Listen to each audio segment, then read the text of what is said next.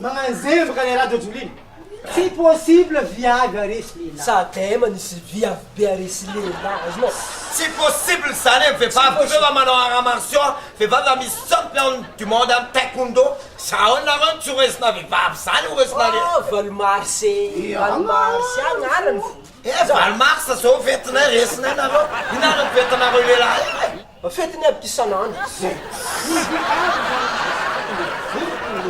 Isan'andro mandavanandro vehivavy zay isan'andro. Sady asa zegny presque le lasiny. Chauffeur nao fenêtre viavy chauffeur.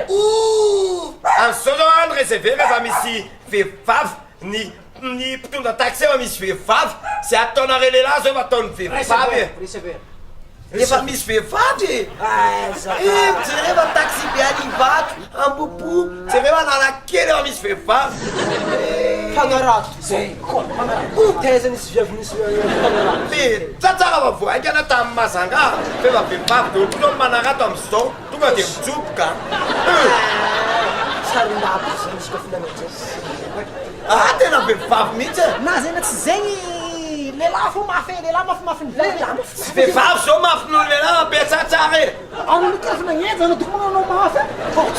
be tsatsara fa vehivavy zao manana maizazy Anao mafy tsara be anao zio. Fatsay, fi amin'ny tenanao fa tsy mafy Tsy possible baka lendray zegny possible viavy anderisy lehilahy e. sady misy viavy anderesy tsatsara fa vehivavy zao manana maizazy Anao zio kinerisy pengwe ohatra.